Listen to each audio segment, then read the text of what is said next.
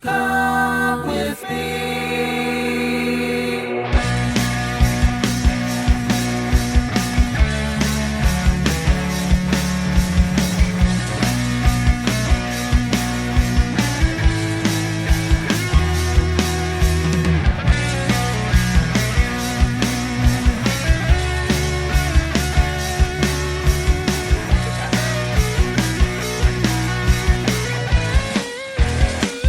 Got something to say. Might show about to wait. Think something new deep inside of you. Something on your mind.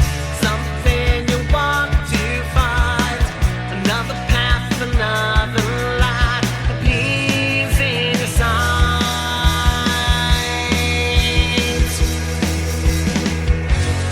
Come with me out to sea. Raise the sail and feel our winds so free. Come with me. We'll plan to save. Take the time and you'll get what you need.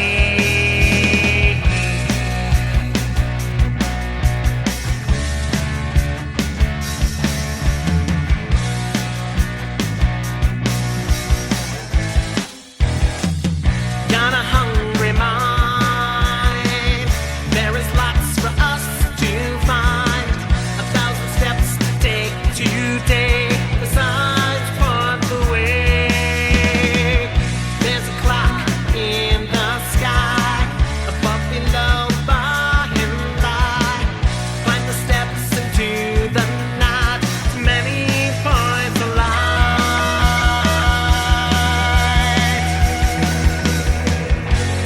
Come with me out to sea. Face the sail and feel our winds are free. Come with me.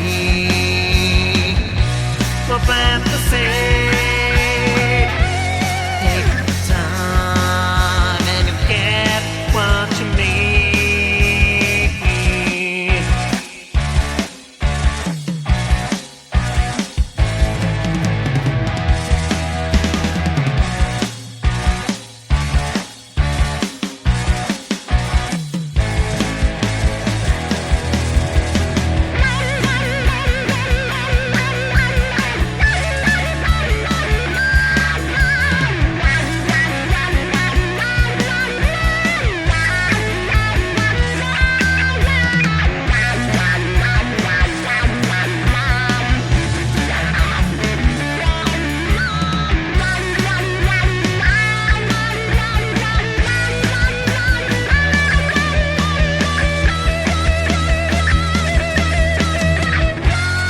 Come with me out to sea. Raise the sail and feel our winds are free. Come with me. We'll plant the seed. Take the time and you'll get what you need. Come with me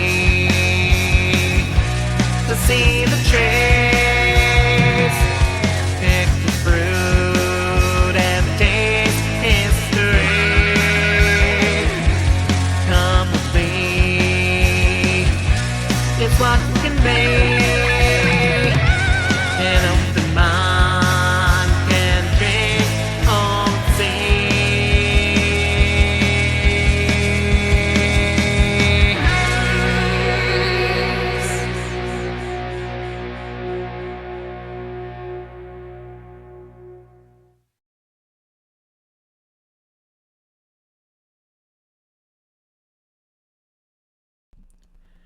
You're listening to the Alchemical Tech Revolution. I'm your host, Wayne McCroy.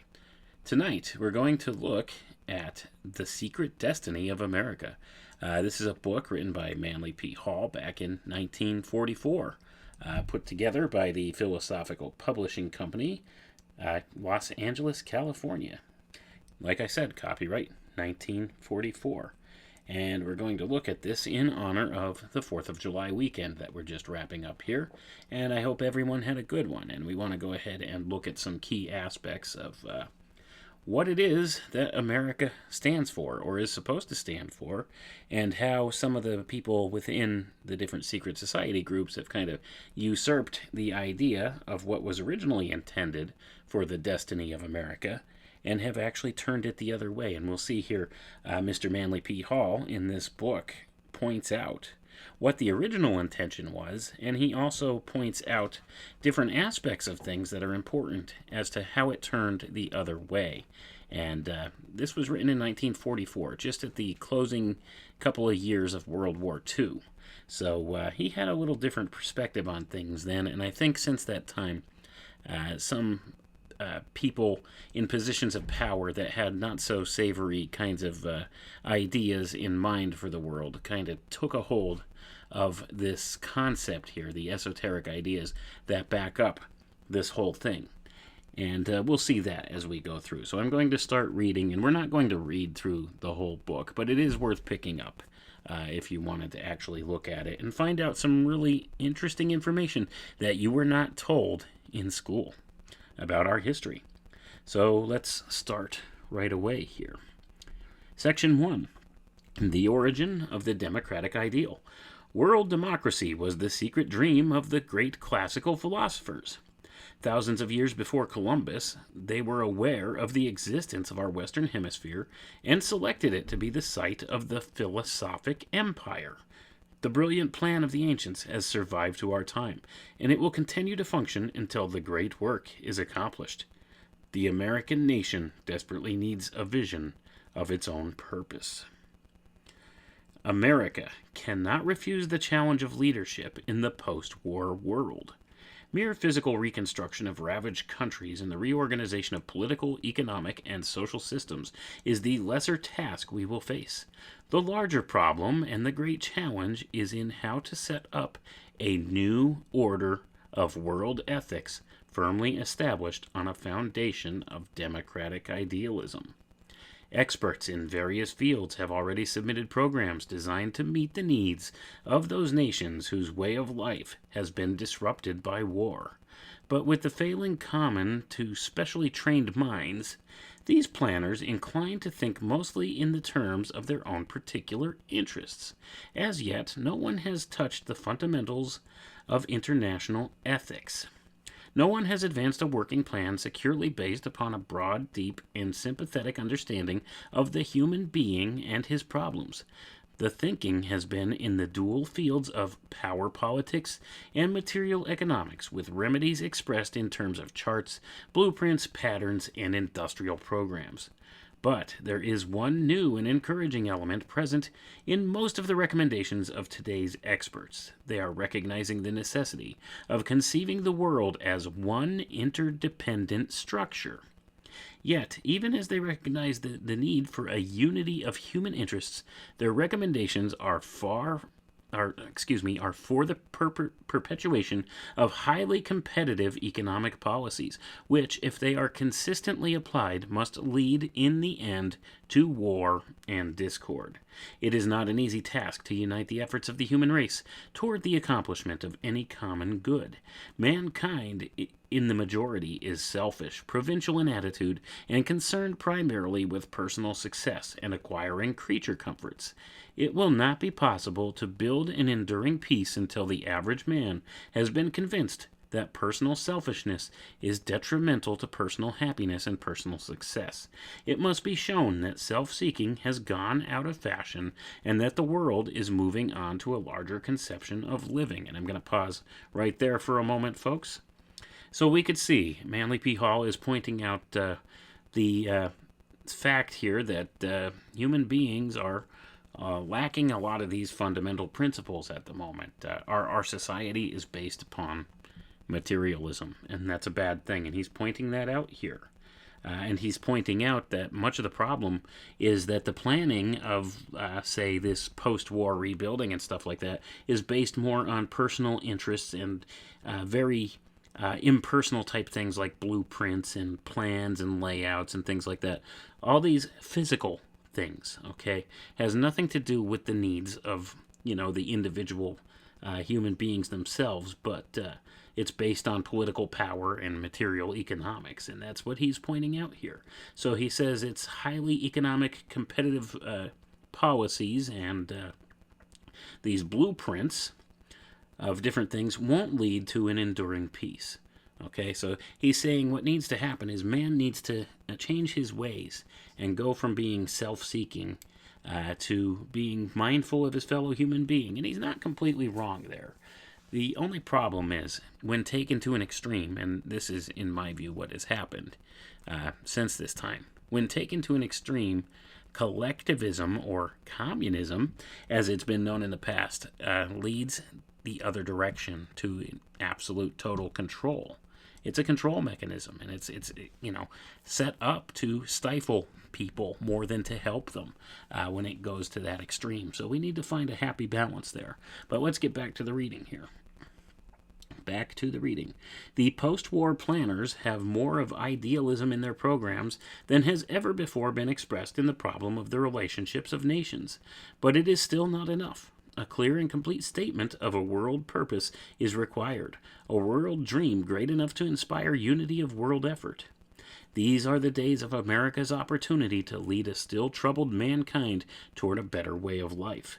If we meet this challenge, we will ensure not only survival of our nation for centuries to come, but we shall gain the enduring gratitude of our fellow men, and Americans will be remembered to the end of time as a great enlightened people. It is not enough that we solve particular problems. We must solve the very cause of problem itself. Wars, depressions, crime, dictators, and their oppressions are the symptoms giving clear indication of a greater ailment. To examine each problem solely in terms of the problem itself, without recognition of its true relationship to a larger and more universal necessity, is to fail in the broader implications of an enduring peace and prosperity. Experience should have taught us long ago that policies which have originated from material considerations and attitudes have proved inadequate. The whole story of civilization and the records of history tell us that all such adjustments hold no hope of lasting peace or security. But here we are again, preparing ourselves to be satisfied with temporary solutions for permanent problems. The recognition is long overdue that we oversimplify the problem of world peace when we think that process is one of breaking the task down for examination of its materialistic parts, and then hopefully devising an applicable remedy for each of these. The physical conditions of human existence are not the whole of the human problem. We could adjust all material considerations to the point of supremest equity, and yet accomplish virtually nothing solutional. The greatest of known problems is the human problem, and not until all-embracing examination is made into every phase of human needs can there be an adequate reconstruction policy for a post-war world. That man is physical is obvious, but he is also mental and emotional. He is spiritual, and he has a soul. These latter factors are not so obvious, and I'm going to pause right there, folks. He's pointing out something here that is pretty obvious when you take a look at some of these planning committees and policies and stuff like that that plan out many of these things, these nation builders and stuff, so to say.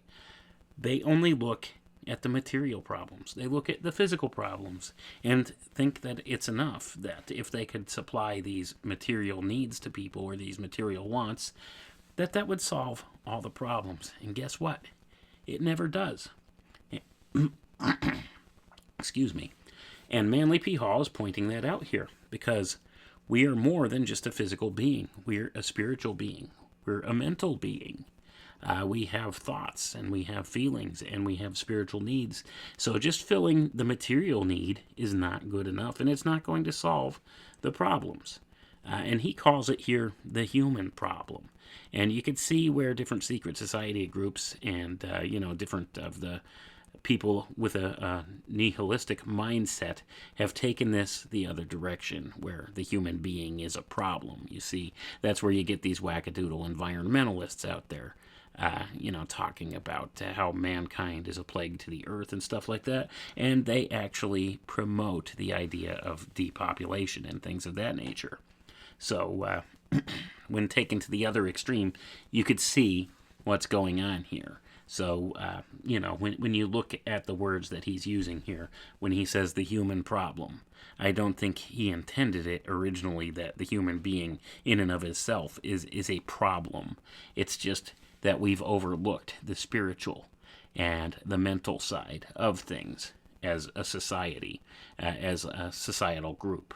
So when we're looking at the group setting here, as far as like a society goes, excuse me. Anyway, let's get back to the reading. Where do we leave off? Right here. Our post-war reconstructors, ours, if not by our selection, at least with our consent, are not outstandingly qualified for this broader task. Few indeed are the statesmen and politicians who have any conception of man as a spiritual being. And I'm going to pause there, folks. Boy, did he nail that head on, right? Back to the reading anyway. And as for military leaders, they are primarily disciplinarians, invaluable as such in times of war, but not at all emotionally geared to problems of individualistic peacetime character. And world planners recruited from among our industrial leaders, it might be admitted, are not generally informed on the workings of the human psyche. Those who have made the study of human conduct their life work, the sociologists, have little scientific knowledge of the hidden springs that animate that very conduct into its amazing diversity of manifestations. And if a word is to be said for bringing in the clergy, it might be that the theologian planner who will be truly useful will be one who acquires at least some knowledge of the science of biology. We are displaying a woeful lack of vision in the way we fumble with the eternal laws of life. It is not enough that we now have, hopefully, create a setup permanently, let me start that over again. It is not enough that we now hopefully create a setup permitting men to give allegiance with their minds or to serve faithfully with their bodies. We must some day face the truth that man is inevitably and incurably an idealist, for this is the truth that will set us free. Man's need is for the idealistic content of his nature to be properly nourished. Then his whole consciousness will impel him to right action, and then no more will our laws fail, treaties be broken, and the rights of man stand violated. The American nation desperately needs a vision of its own purpose. It must conceive it in a generous idealism, great and strong enough to bind thoughtless and selfish persons to something bigger than themselves. It must recognize that it is in the intangible ideal that the foundations are laid for all seeable good. Must know that the truly practical course and the course of hard realism for America is the one that is laid basically in a generous idealism. This is more than an indicated course. It is one that we inevitably must follow, guided by the hand of destiny. Believing this to be so, I dedicate this book to the proposition that American democracy is part of a universal plan. And I'm going to pause there, folks. If you're not familiar with Manly P. Hall, he was a highly decorated Freemason, and he belonged to many other secret orders, secret societies. And we'll see here, when we get a little further down in the reading here, some of the admissions that he makes here, okay? There are people in this world, within these secret society groups, that make long-term plans for many different things. And the idea of America goes back way further than what you've been taught in school, okay? So let's put it that way. But let's get back to the reading here. I don't want to belabor too much time on some of these points. I do want to point some certain things out, but we got a lot of reading to do and a little time to do it in, so let's get moving on with it. Our world is ruled by inflexible laws which control not only the motions of the heavenly bodies, but the consequences of human conduct. These universal motions, interpreted politically, are impelling human society out of a state of autocracy and tyranny to democracy and freedom. This motion is inevitable, for the growth of humans is a gradual development of mind over matter, and the motion itself represents the natural and reasonable unfoldment of the potentials within human character. And I'm going to pause there, folks. Excuse me. He's absolutely correct. Our world is ruled by inflexible laws that control not only the motion of the heavenly bodies, but also human conduct. And that's why we have the Bible as a moral guide, okay? We need this. These are absolute rules of right and wrong. These are natural laws, and we cannot violate natural laws, and that's exactly what he's pointing out here. He's absolutely correct about that. So he's saying here that in the view of these people, the move of this natural law would be for mankind to actually steer more towards a democratic type of a mindset, more freedoms, okay? Man needs to be able to rule himself, but man does not have the discipline at large to rule himself.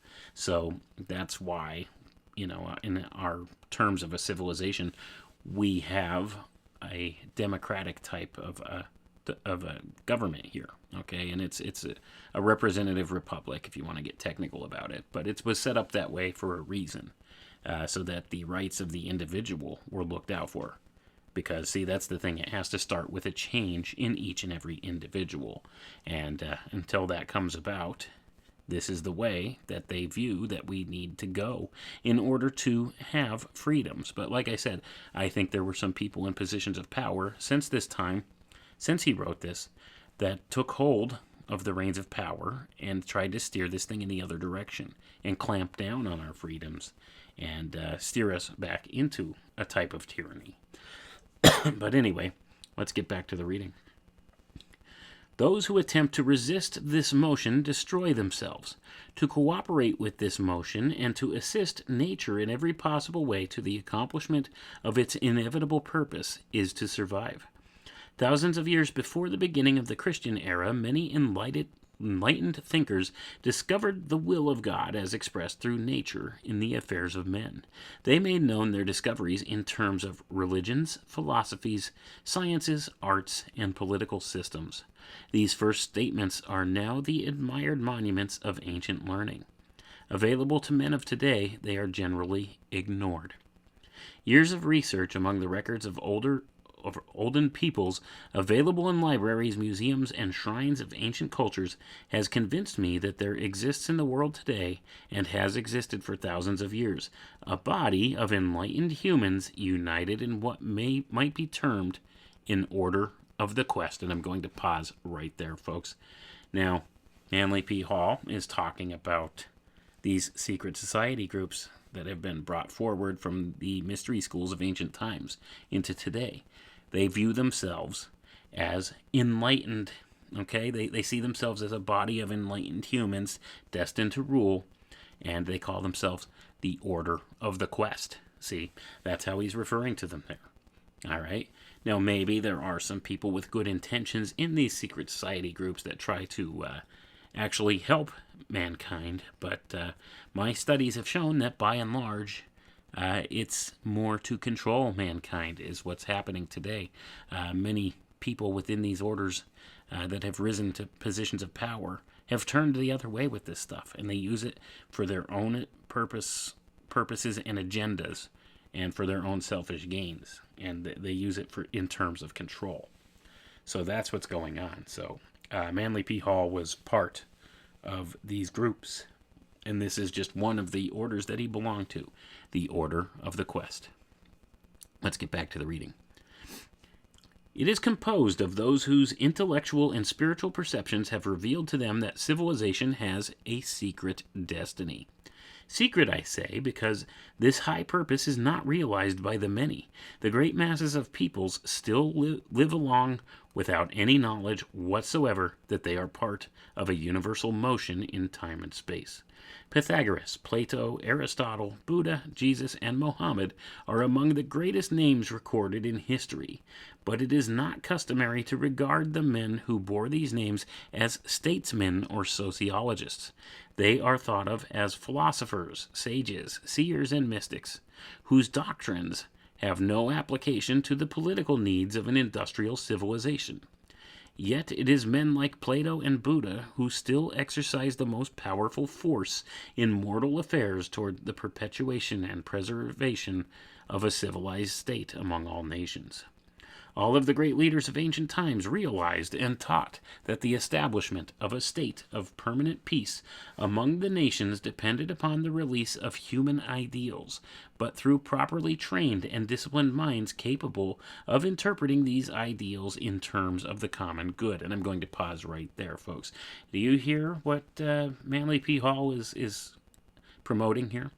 The idea that it's only the ones who have been properly trained and the ones with the disciplined minds, the intelligent ones, the ones that belong to these secret groups. See, they should be the ones that interpret what the ideals are for mankind, for the common good. You hear the term common good?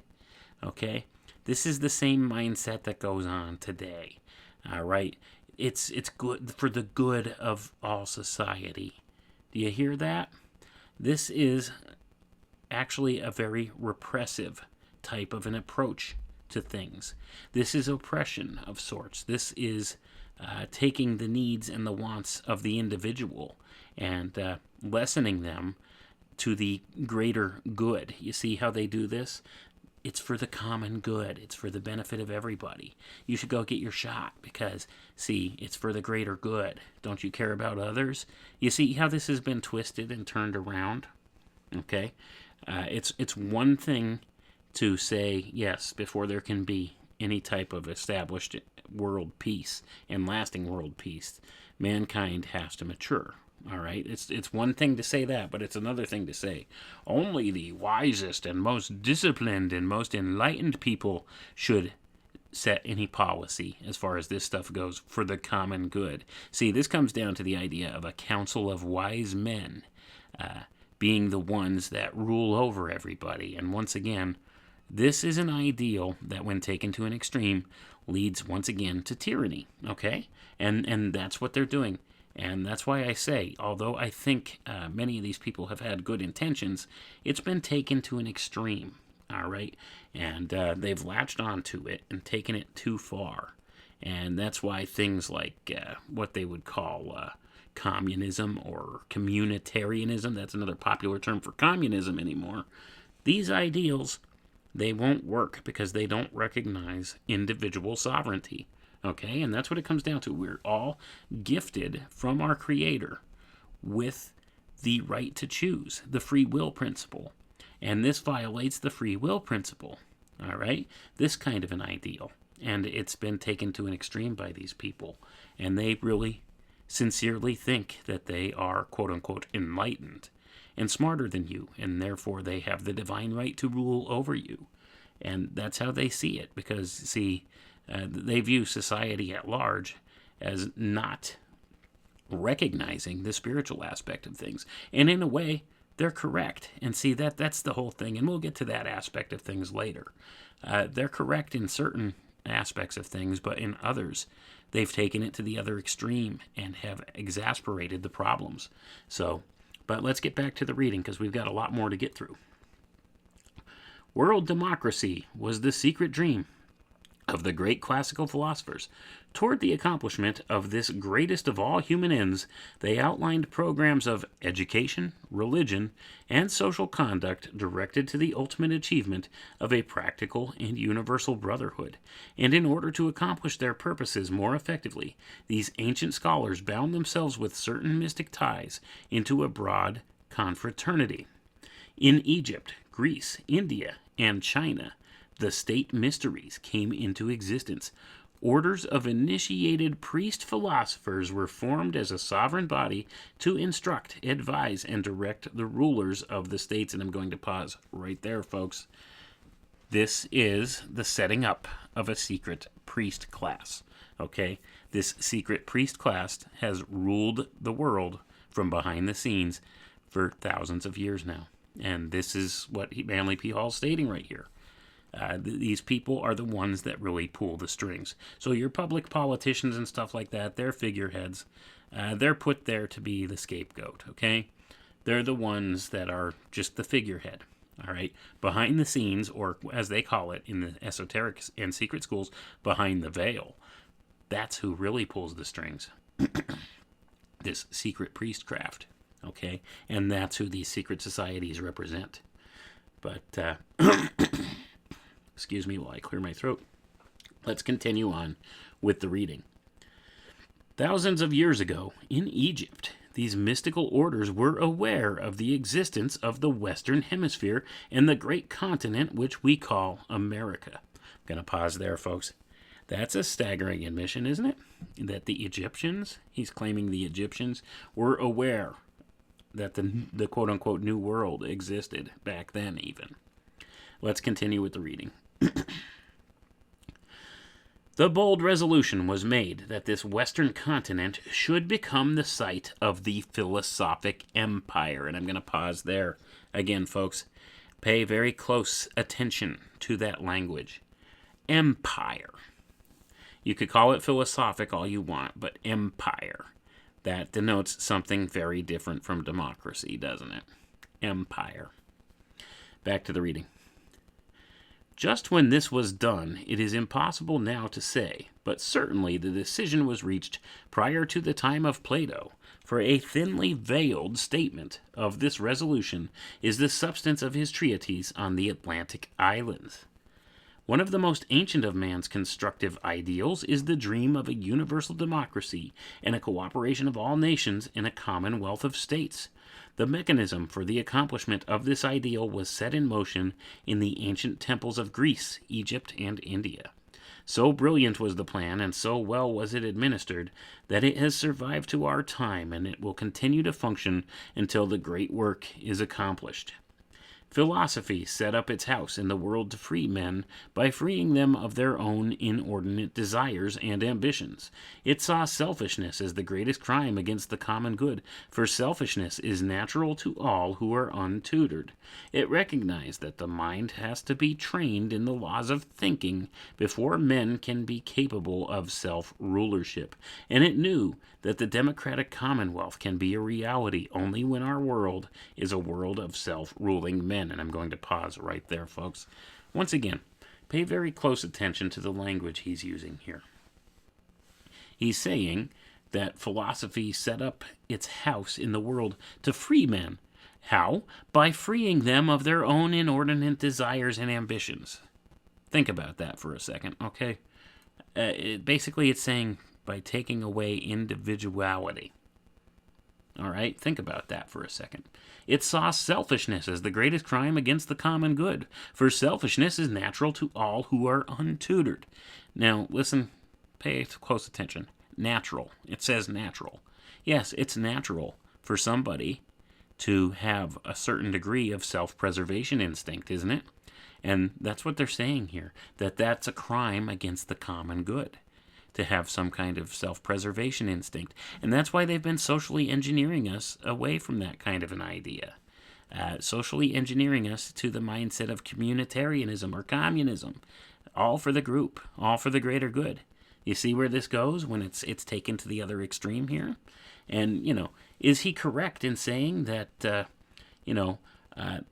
men have to actually train themselves in a certain way before, to be capable of self-rulership? Yeah, he's kind of correct there in a certain sense of the term, but the whole point is it's been taken to the other extreme, folks. See, they view you as cattle, all right, to be steered and used however they see fit. They don't think you have the intellectual capacity to self-govern or self-rule, all right? And that's why there's this great divide in political classes here in America. They've taken it to the other extreme. So even though he points out some true things and points out some true principles, what they've done is, rather than help mankind to get to this place where they're capable of self-rulership, they've gone the other direction and clamped down harder and decided to be the ones to rule over them. They think they have the divine right to rule over the rest of us. And that's wherein the problem lies. So when you read between the lines, you can see what's going on here. But let's get back to the reading here. And so it is from the remote past, from the deep shadows of the medieval world, as well as from the early struggles of more modern times, that the power of American democracy has come. But we are only on the threshold of the democratic state. Not only must we preserve that which we have gained through ages of striving, we must also perfect the plan of the ages, setting up here the machinery for a world brotherhood of nations and races. This is our duty and glorious opportunity. It seems to me that the basic plan for the post-war world should be one solidly founded in this great dream of universal brotherhood. It is not enough to work on the problem solely in terms of politics and industry.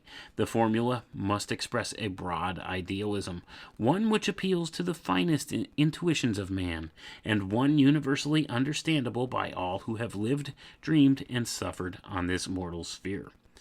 So that's the end of chapter 1 there, or part 1 of this book, and we're going to continue on through part 2. We're going to read a couple more sections here and try to understand where it is that Manly P. Hall is taking this idea and what he's talking about here. But let's review some things that we've learned here. The idea of America goes way back to the ancient past, and he claims that the American continent was known by the earliest of peoples, and that they had planned to build their philosophic empire upon this landmass, okay? And that these secret orders at the topmost levels of the power structure in those ancient societies are the same ones that are there today, that they constitute this order of the quest, and that this is their purpose. They want to bring about this philosophic empire here in America, and that's part of what America's secret destiny is, okay? And you could see how some of these good ideas have been taken and twisted and perverted into something they weren't originally intended to be. But you could also see some of the basic truths here that he's spoken. And this could be used as a kind of a warning to us that we need to be mindful that this stuff is going on and what these different aspects of things are, so that we could change it and maybe turn things around.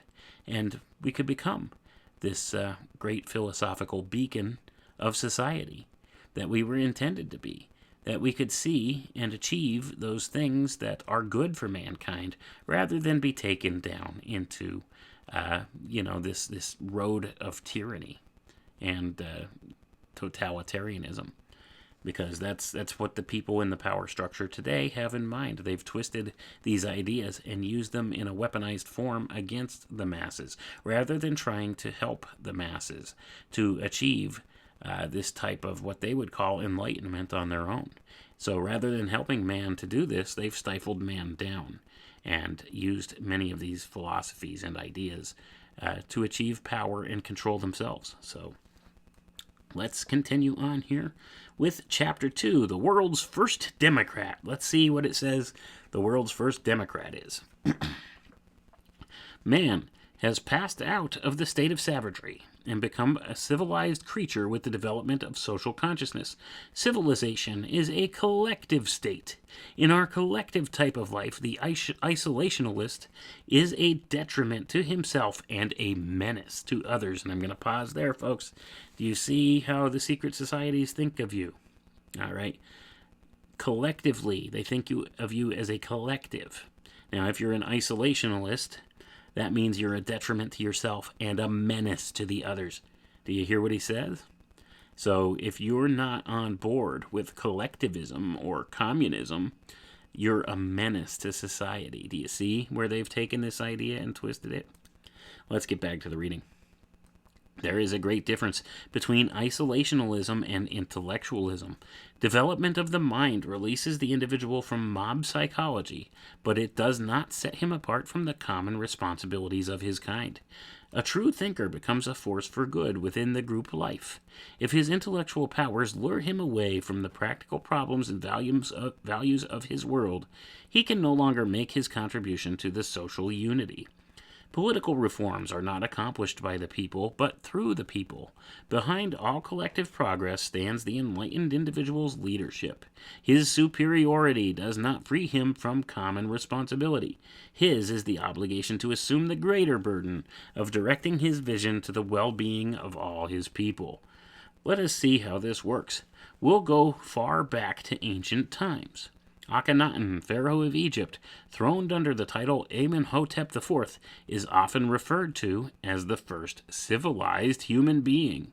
While this may not be literally true, he was definitely the first man in recorded history to exemplify social consciousness in the administration of a great nation. And I'm going to pause right there, folks. Okay, do you hear what he's doing here? He's making the claim that this guy was the first civilized human being. He had this social consciousness, okay? And he led a great nation. See, this Akhenaten, this ancient Egyptian pharaoh, okay?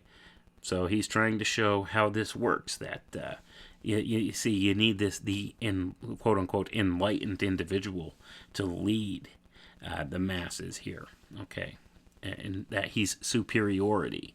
But his superiority doesn't free him from his responsibility to the common man. Do you see here how he's talking? How he's creating this divide between the two classes of people, this secret priestcraft and the common folks? See, they're enlightened. They know more. They're socially consciousness. They're so much smarter than you. See, that's the way he wants to paint the picture. So you need them. All right. We're going to skip down a little bit here, all right, because this talks a lot about what he claims is the life of Akhenaten and, the many aspects of his life and how he ruled and how he was different from the other pharaohs because he had this idea of social consciousness and he was concerned with the well-being of all his people and things like that. So, he was different than the other pharaohs, and he was the first in the recorded history here of Egypt who was, for all intents and purposes, what they would call an enlightened human being, okay? But let's skip down to the end of this here, where it says, okay, all right. As with the passing years, the health of the pharaoh grew worse. The opposition of the priesthood of Amun-Ra, which he built, this is a side note here, folks, the Akhenaten, he came up with a religious system different from what the regular religious system of the Egyptians was, the worship of Amun-Ra. So he was opposed by this priesthood of Amun-Ra within, the political realm of things. So, see, this is the thing. He flew in the face of what was common at the time. So that's why they're saying he was this first individual to reach this idea of being civilized, okay? Because he didn't hold to these older ways, okay, that these people had. So let's continue with the reading there just to explain that a little better. As with the passing years, the health of the pharaoh grew worse. The opposition of the priesthood of Amun-Ra grew greater, and his reign was complicated by invasions by the Hittite nations. The governors of various provinces pleaded with him for help, but Akhenaten would not send armies. The dreamer king saw his lands pillaged and his cities conquered, but he would not kill his enemies. They, too, were children of the Aten. And I'm going to pause there. So you see, they're trying to paint him as this very sympathetic figure. He didn't want to kill his fellow human beings. See, he was more enlightened than the rest. He understood, that the good of the many outweighed the good of the few. So you see the way they're trying to paint him here. He was a dreamer king, and though his cities and his lands were pillaged, he didn't want to fight back because that would be wrong, right? So you could see where they're leading this here. So anyway, let's continue with the reading. Akhenaten died in his 36th year at the altar of the Aten in the temple of the faith he had created. When his mummy case was found, the following prayer to the Aten was discovered, inscribed on gold foil beneath his feet. I breathe the sweet breath which comes forth from thy mouth. I behold thy beauty every day. Give me thy hands holding thy spirit, that I may receive it and may be lifted up. Call thou upon my name unto eternity, and it shall never fail. In the words of the great Egyptologist, Professor Breasted, there died with him such a spirit as the world had never seen before. Akhenaten was the first man in history who dared to dream of the brotherhood of men, and he cheerfully gave his life and his empire for that dream. He is indeed the beautiful child of the living Aten, whose name shall live forever and ever. And I'm going to pause there, folks, because you see what they're trying to do here? They're trying to paint this guy. He was a pacifist. He didn't want to fight back. He thought it would be better to just do what the opposing forces wanted rather than create any kind of opposition or violence. It was the total definition of communitarianism. Okay, you bow down for the common good. And I'm going to pause right there, folks, and we'll be back in just a moment. That brings us to part 3, westward ocean travel to the earthly paradise. From Plutarch's description of voyages, it can be calculated that our great continent in the western hemisphere was visited by the ancient Greeks. They not only reached our shores, but explored part of the Great Lakes area. Under a thin veil of symbolism, they perpetuated in mythology their knowledge of our land, which they called blessed. The area was anciently set apart for coming generations in the great humanity experiment of the democratic commonwealth. And I'm going to pause there, folks. So you see what Manly P. Hall's laying down here. He's saying that as far back as the ancient Greeks, the ancient Egyptians, they knew of the existence of the American continent. And they were planning on using this to bring about this great democratic commonwealth, which they also called the philosophic empire. You see, and they've taken those two terms and have kind of twisted them on their heads, haven't they? So you could see a democratic commonwealth. Well, that sounds pretty good, doesn't it? Commonwealth. Everybody's wealthy. Everybody participates equally, and it's democratic, and everybody's happy, right? Well, that sounds good, but when you term it as the philosophic empire, what does empire imply? There's a bit of control. Just manifest in that statement, empire. But let's get back to the reading here. The ancient Greeks had a far better knowledge of geography than popular opinion today indicates. We have been deceived as to the full measure of classical learning because the Greeks did not commit the larger part of their knowledge to writing, and they bound scholarship with the vow of secrecy. In ancient days, all learning was regarded as sacred. Wisdom was entrusted to the keeping of priest philosophers, and they were permitted to communicate the choicest branches of the sciences only to duly initiated pupils. And I'm going to pause there, folks. Do you hear that? The wisdom and the knowledge, the learning, it was all considered sacred, and it was entrusted to the priest philosophers, this secret priestcraft, and they were the ones who chose who they would teach this to. The initiated pupils, the ones that took the initiation rites and joined these secret groups, these secret fraternities. You hear that? And this goes on up into today as well. These secret societies, they maintain a lot of these secret, teachings and this secret knowledge from the public at large, and only teach it to those initiates who they deem worthy, and it's passed down through oral tradition from teacher to student. Now, let's get back to the reading. To bestow knowledge upon those who had not prepared their minds by years of discipline and self-purification profaned the mysteries, desecrated the sacred sciences. Some years ago, in discussing this fine point in ethics with the late Professor James Breasted, the most distinguished of American Egyptologists, he confirmed my own findings and further stated it to be his personal conviction that the classical civilizations concealed most of their learning under legends, myths, and allegories, and these have been long mistakenly accepted as the literal beliefs of these peoples. And I'm going to pause right there, folks. Isn't that exactly what we've been telling you all this time on our shows on Crow 777 Radio and on Secrets of Saturn and right here as well. Legends, myths, allegories, all of these things. So when you hear them talking about these stories, if you go back to ancient Greece and they're talking about the quote-unquote the gods and stuff like that, these are myths, the myths of ancient Greece, allegories. These are all teaching you something. There's a hidden meaning underneath. They're not talking about what they considered to be literal gods. They didn't really think that these, beings came down from the sky and threw thunderbolts and stuff like that. It's allegory, folks. It's stories with an underlying meaning there, usually esoteric, see? Or they're talking about aspects of nature, all right? That's what Manly P. Hall's telling you here, okay? So you cannot mistake these things as the literal beliefs of the people. And we're not taught that stuff, are we? No, we're not. And this is part of the secret knowledge that's passed through the secret schools, through the ages. They know this, and they've been taught this within their initiatic rites. So they could understand, they could look and see different meaning in many of these stories.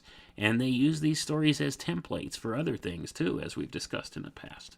But not to belabor that point for too long, let's get back to the reading. We got a lot more to cover. There can be no doubt that the existence of a great continent in the Western Hemisphere was known to the ancient Greeks, and also to the Egyptians and the Chinese. It is nothing short of foolish to assume that the ancients lacked ships sufficiently seaworthy to navigate the larger oceans. Long before the Christian era, the older civilization had constructed boats far larger and more seaworthy than any of the vessels used by Columbus. One of the Ptolemies of Egypt built a ship large enough to have an orchard of fruit trees on the deck, together with swimming pools and fountains stocked with live fish. Calculations based upon Plutarch's description of ancient voyages seem to indicate that the Greeks not only reached the coast of America, but explored the St. Lawrence River and part of the Great Lakes area. Plato, in his treatise To the Destruction of Atlantis, wrote that due to the commotions in the ocean caused by the submergence of a vast continent, all navigation to the west ceased for a long period of time. This statement can only imply that such navigation had taken place in remote times. Greek mythology perpetuates the knowledge of a blessed land beyond the western boundaries of ocean.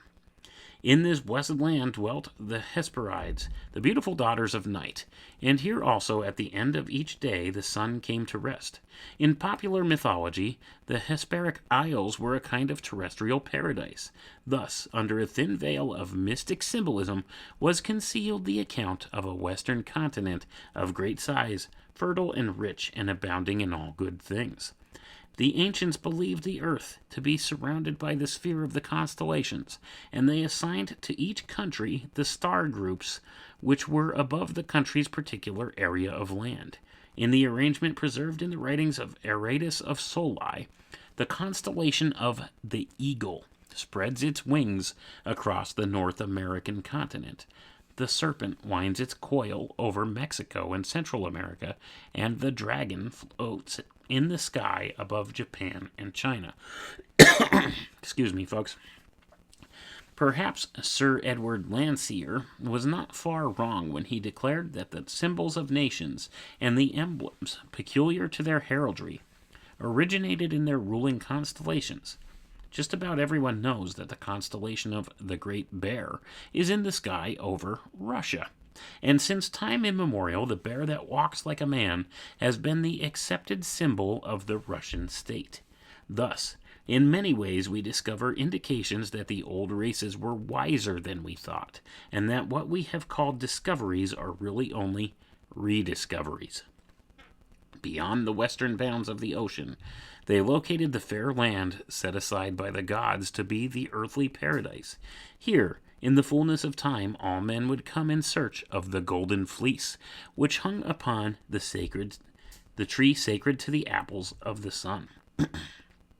And the early explorers did travel to the west in search of a golden fleece, the gold of the Incas, the treasures of the Aztecs, and the jeweled temples of the seven cities of Cibola. It was in an old book, which is in the British Museum, that I found another and even more important key to the meaning of the golden fleece. It was known to the Greeks that the golden fleece was in reality a parchment on which was written the secret of human immortality.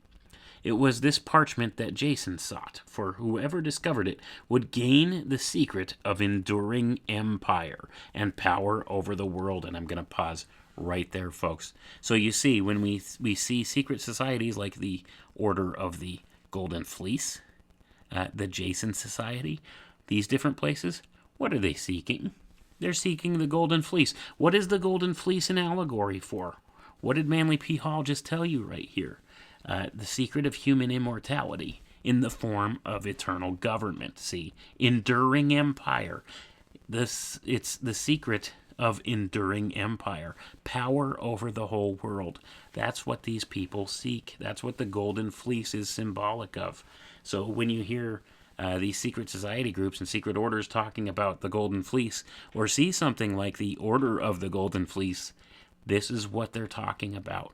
Enduring empire, power, generational power that could be handed down from family lineage through family lineage for ages to come.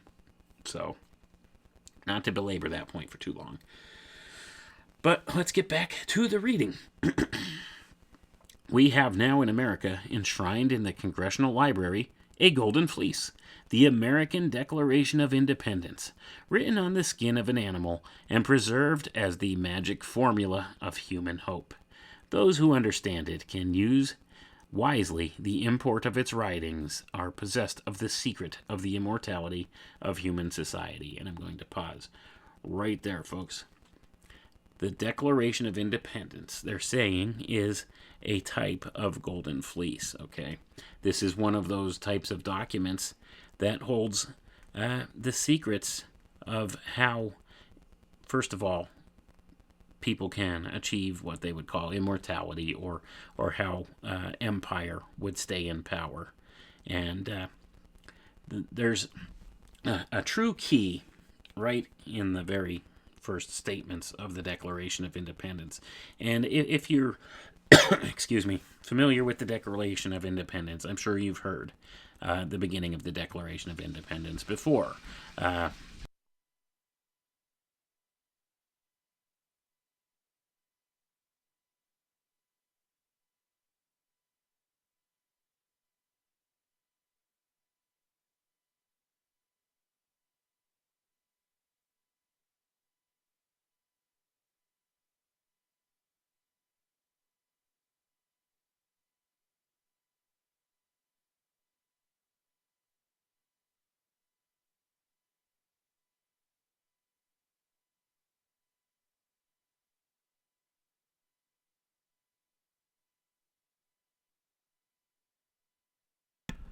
So, we're probably all familiar with the opening statement of the Declaration of Independence, and it's important to keep this in mind because there's a very important aspect of it to pay attention to there. It says, "We hold these truths to be self-evident, that all men are created equal, that they are endowed by their Creator with certain unalienable rights, that among these are life, liberty, and the pursuit of happiness."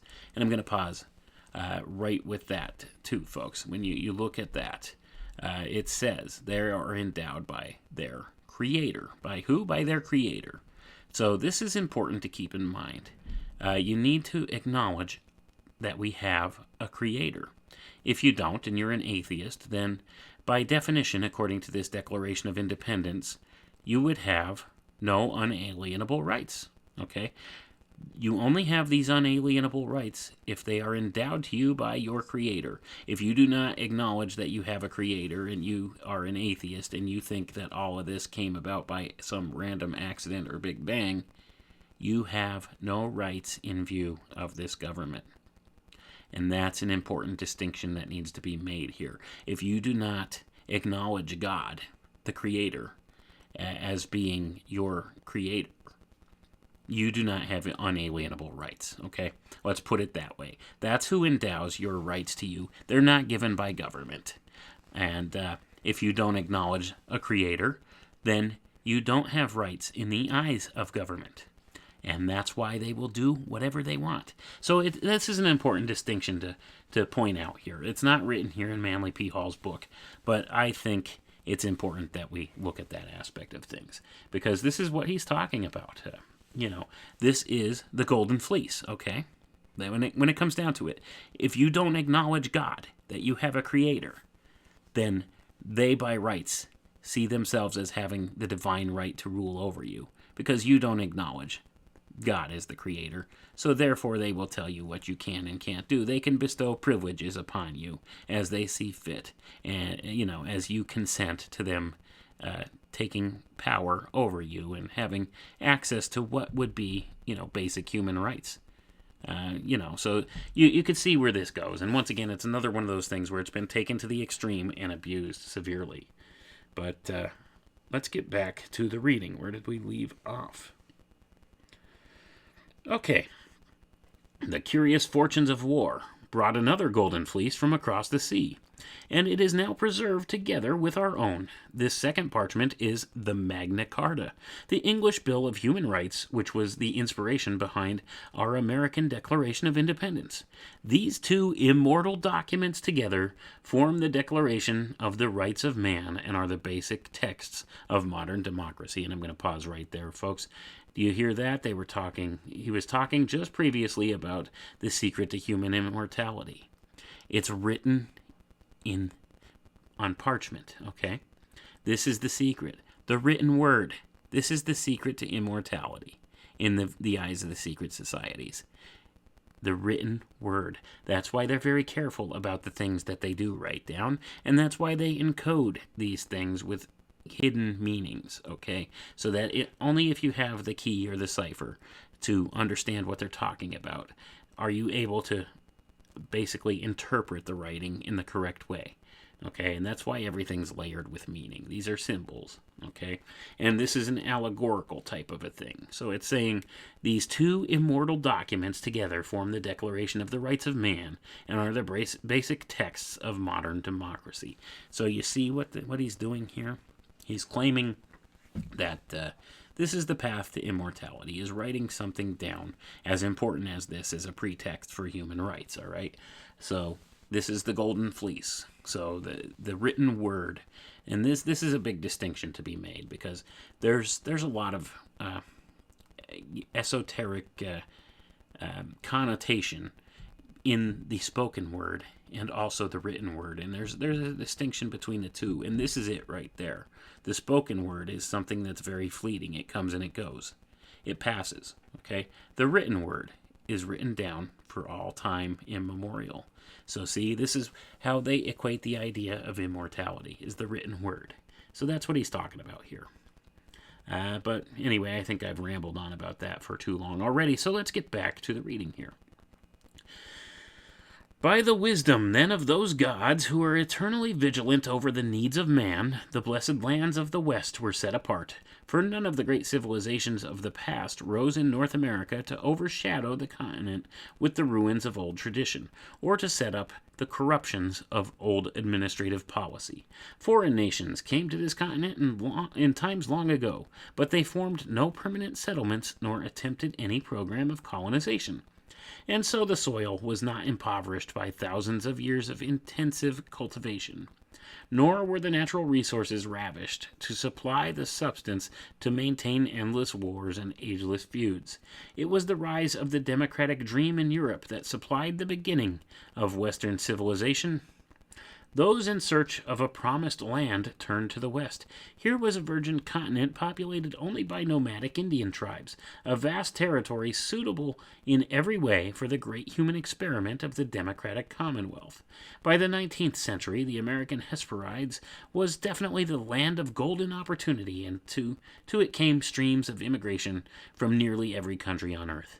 The better way of life drew them here. for it had been established that here men could build a future free of tyranny, intolerance, and enforced poverty.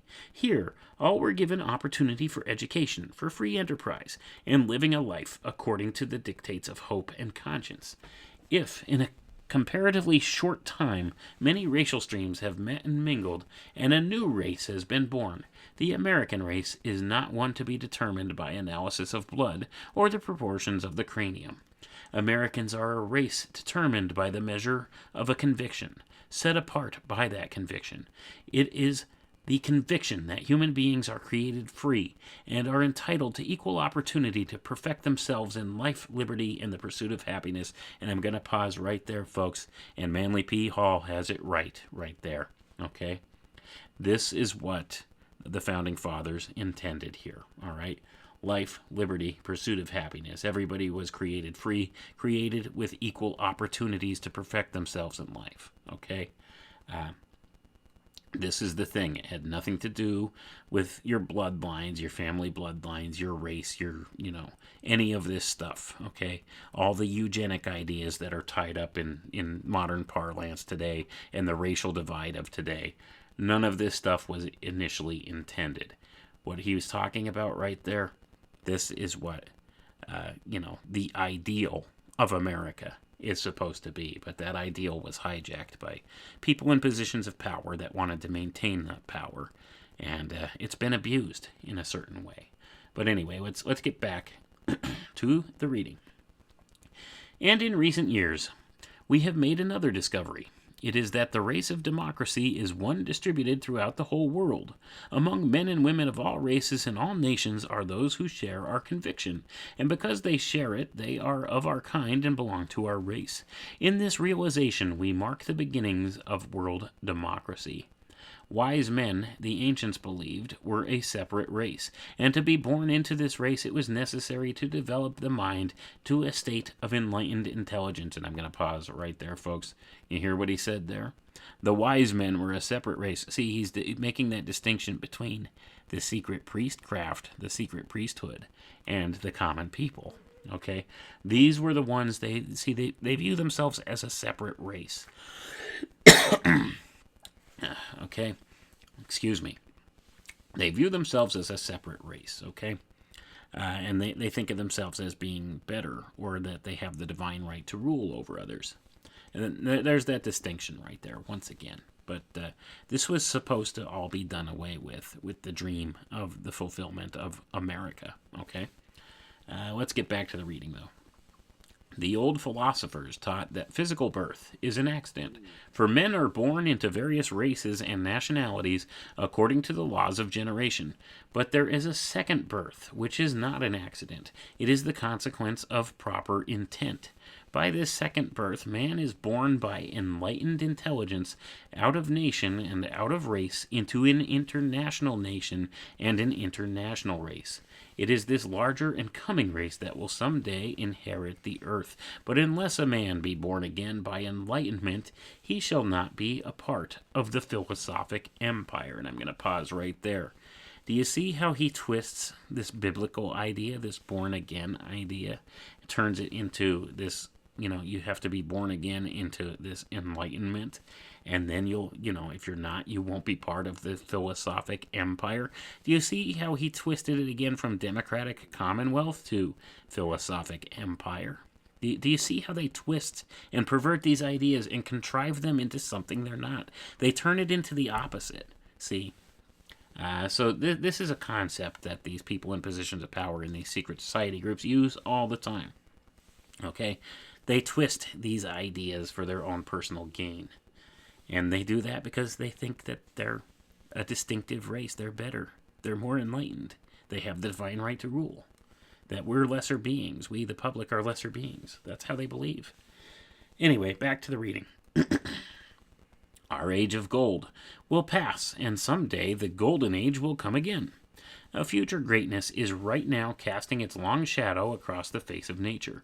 With each passing generation, the responsibilities of the American people will increase. More and more we shall be looked to as a source of courage, strength, and hope. And it will be in this way that we shall fulfill the destiny for which our nation was created by dreamers of long ago. From the blessed isles of the West must come the fulfillment of the promises of the ages. And that's the end of chapter 3, and we're going to skip down a bit here because we don't want to belabor too many points here. I just want to point out a lot of these important ideas, okay? So the important ideas to keep in mind here. America as a concept is far older than we think. That there were some men of good intention long ago who wanted to bring about a democratic commonwealth that would help man to come to this point where he's able to govern himself, where he had the moral aptitude to govern himself and to live rightly and maintain peace among each other, okay, and to be fully individualized and fully able to live in community with others without having strife, okay. But those in positions of power have kind of hijacked this idea and turned it into another scheme for control, as they so often do. These secret family bloodlines that have come down from generations through these secret societies, they've domineered control. And we're going to see some of the roots of where these people believe they're from when we read here in chapter 5, the Ancient League of Nations. A description of the lost Atlantis was written by Plato. It introduces the league formed by the 10 benevolent kings who ruled over the lesser nations and the 3 great continents of Europe, Asia, and Africa, and who bound themselves by oath to obey the divine laws of enduring empire. There's that term again. This was the philosophic democracy, with all men having the right to become wise through self-discipline and self-improvement, thus achieving the only aristocracy recognized by natural law. The Atlantis story continues to the later decision of the kings to use their united power to enslave all the peoples of the earth and the consequent destruction of Atlantis by earthquake and fire. Interpreted politically, it is the story of the breaking up of the ideal pattern of government. And I'm going to pause there, folks. Do you hear that? Do you hear what was just admitted there? This idea, this story of Atlantis, this is what they're looking for. America is intended to be the new Atlantis. But anyway, so we could see the story of Atlantis is what they view as an allegory for America, the American continent. So let's read on here. The destruction of Atlantis, as described by Plato in the Critias, can be interpreted as a political fable. I'm going to pause there. That's what we just said. It's a political fable. It's the fable of what they intend for America. Okay? But it's also a warning against what can happen in this coming empire, so to call it. Okay? You can see how they use the fallacy of having 2 separate kinds of descriptions for this. A democratic commonwealth and also the philosophical empire. Okay, there's different delineations there for those 2 terms. So, that being the case, he's talking about this lost empire of Atlantis. The tradition of the lost empire, as descended from Solon, was enlarged and embellished according to the formulas of the Orphic trilogy, but it does not follow necessarily that Plato intended to disparage the idea that a lost continent had actually existed west of Europe. Plato was a philosopher. He saw in the account of the fall of Atlantis an admirable opportunity to summarize his convictions concerning government and politics. The Critias first describes the blessed state of the Atlantean people under the benevolent rulership of 10 kings, who were bound together in a league. These kings were monarchs over 7 islands and 3 great continents. From the fable, we can infer that the 10 rulers of the Atlantic League were philosopher kings, endowed with all the virtues and wise guardians of the public good. These kings obeyed the laws of the divine father of their house, Poseidon, god of the seas. And I'm going to pause right there, folks. You hear what's going on here? 10 kings. That sounds familiar, doesn't it? I think the Bible says something about 10 kingdoms and 10 rulers and, 7 islands and 3 continents. And, if you look at the Club of Rome plans for, breaking apart the world into 10 different kingdoms, you could see how all these things play out. It's all very familiar, isn't it? This is what they're talking about here with this fable of Atlantis, okay? Back to the reading. In the capital city of Atlantis stood the temple of Poseidon, and in it a golden figure of the god. In this shrine also stood a column of precious substance inscribed with the laws of enduring empire. There's that term again, enduring empire. The 10 kings took their oath together to obey these laws, and they chose one of their number, usually of the family of Atlas, to be the chief of their league. It was written on the column of the law that the 10 kings of Atlantis should take up arms against each other for any reason. If one of them should break this law, the other 9 were to unite against him to preserve the peace. Gonna pause right there, folks. Okay, so, all right. It says here, 10 kings, they should not take up arms against each other for any reason. But if one of them breaks the law, the other 9 will unite against him to preserve the peace. So, that sounds like kind of a fallacy anyway, doesn't it? Anyhow, back to the reading. In all matters concerning the public good, the 10 kings were to deliberate together, and each should be mindful of the just needs of the others, for they were the members of one body and regents over the lands of a blessed God. The kings had not the power of life or death over any of their subjects except with the consent of the majority of the 10. And I'm going to pause right there, folks. So you got these 10 people going to decide who gets to live and who gets to die, huh? Sounds like a great idea to me, huh? And each was responsible to the whole league for his conduct in the administration of his own state. In this way, Plato describes the government of the Golden Age, in which men live on earth according to the laws of heaven. By the 3 great continents of Atlantis are to be understood Europe, Asia, and Africa, and by the 7 islands all the lesser peoples of the earth. The League of the 10 Kings is the cooperative commonwealth of mankind, the natural and proper form of human government. The Atlantis, therefore, is the archetype or the pattern of right government, which existed in ancient days but was destroyed by the selfishness and ignorance of men. And I'm going to pause right there. There's the big key to all of this right there, folks. When you're hearing stories of the ancient continent of Atlantis or ancient city of Atlantis, this is an allegory for their new world order, okay? Atlantis, it's an archetype.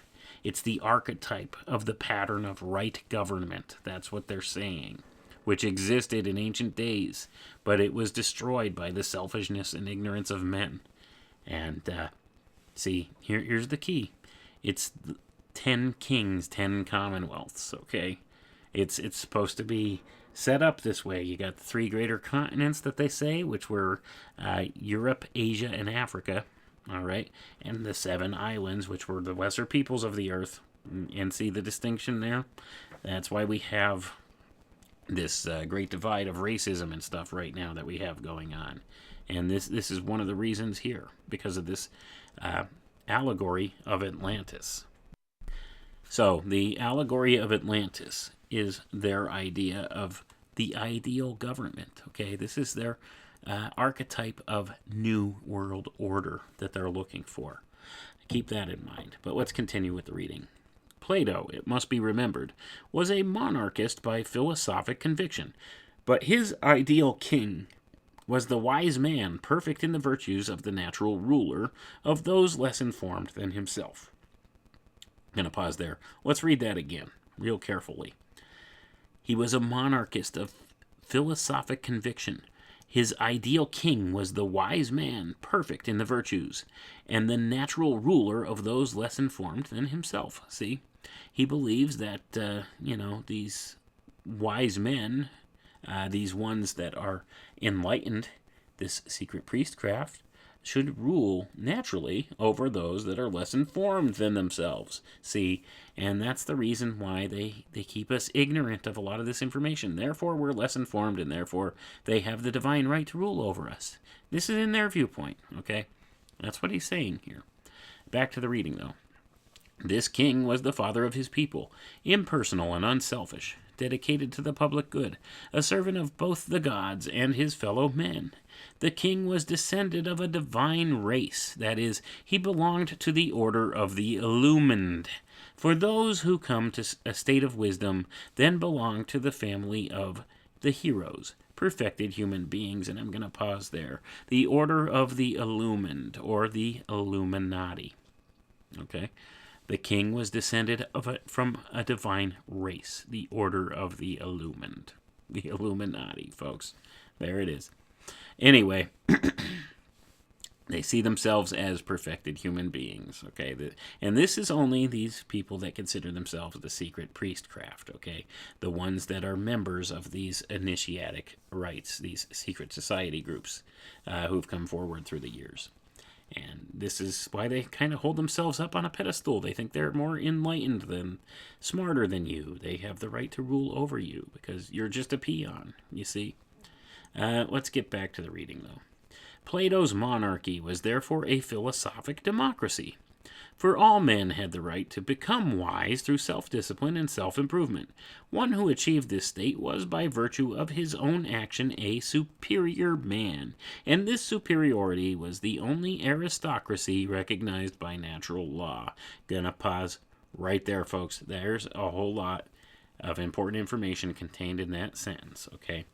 So, what he's saying is anybody, they all have the right to become wise through self-discipline and self-improvement. See, they could go through this process. They could learn these things. They could become wise, okay? They could become, quote-unquote, enlightened. And then, once they achieve that state through their own action, they're considered a superior man. And their superiority, this was aristocracy in the eyes of natural law. Now, this is according to Plato, and this is according to Manly P. Hall's interpretation of Plato, okay?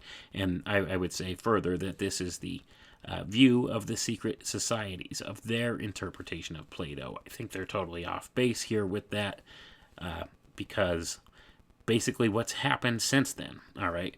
So rather than giving man the ability to achieve his full potential, or helping man to achieve his full potential in this way, they've stifled man down so that there's only these ones who belong to these secret society groups and have the right family bloodlines, the right lineage. They're the only ones that get this training, or get the opportunity through their virtue of own action to become this self-disciplined and self-improved learning type of a superior man, so to say. See how they work this here, and they call this aristocracy, and they say this is the only aristocracy that is recognized by natural law, and that's a fallacy, folks, because anybody who would hamper your progress to maintain their status quo, that is not self-improvement, and that is not self-discipline, and that is not righteous, okay? When it comes down to it, that is not a right moral compass, and that's where they've gone with this. So you see how they've run the other direction with this. Anyway, let's get back to the reading and see what it is that they say about this. Competition is natural to the ignorant, and cooperation is natural to the wise. Obeying the pattern established by the gods, the divine kings bound themselves into the common league to obey its laws, preserve the peace, and punish any whose ambition might impel them to tyranny or conquest. Here, then, is a pattern of world government to ensure the prosperity of all peoples and activate the preservation of peace. And I'm going to pause right there, folks. Here it is. He's telling you, here's a pattern of world government to ensure the prosperity of all peoples and activate the preservation of the peace. Okay? Not so. Okay, I disagree. Let's get back to the reading, though. Plato describes at some length the prosperity of the Atlantic Isles under the benevolent rulership. The citizens were happy, and poverty was unknown. A world trade was established, and the ships of the Atlantean marine traveled the seven seas, bringing rich treasures to the motherland. There was little crime, the arts flourished, and the sciences were cultivated in great universities. Men had no enemies, and war was unknown. The god Poseidon guarded the destinies of his domains, and favored the Atlantic Empire with a good climate and fertile soil. Men followed the occupations which they preferred and lived a communal existence, together sharing the fruits of their labors. It was Plato's conviction that the human being was not created merely to engage in barter and exchange, but rather to perfect himself as the noblest of the animals, endowed with reason and the natural ruler of the material world. Gonna pause right there. Boy, it sounds like he's describing this as a pretty idyllic place, doesn't it? Let's continue reading and see what else that he has to say here. If it was such an ideal place, why would it fall? Let's continue on. The Critias then describes the gradual change that came about in the course of the ages. In the beginning, the Atlanteans saw clearly that their wealth and prosperity increased as a result of friendship, but gradually the divine portion of their consciousness began to fade away in them. Their souls became diluted with a mortal admixture, and human nature gained ascendancy. They became unseemly and lost those spiritual virtues which were the fairest of their precious gifts. And I'm going to pause there, folks. Don't we see the same thing going on today? People are kind of losing their way spiritually. They're losing the spiritual side of things. Even though we've been a very wealthy nation and have been very fortunate here and had all these opportunities and everything, our moral compass has really gone south, hasn't it? Back to the reading, though. It is the story of how man departed from the perfect pattern of his conduct and in the end denied the very truths which were the foundations of his strength. With the loss of his spiritual perception, material ambitions increased, and the desire for conquest was born. Men yearned after that which they had not earned, and gazed with covetous eyes upon the goods of others. The rulers of the state were corrupted by the common evil. The 10 kings were no longer friends. They no longer conferred together in the temple of Poseidon to decide all matters under the common oath. Thus was the great league dissolved by selfishness and ambition.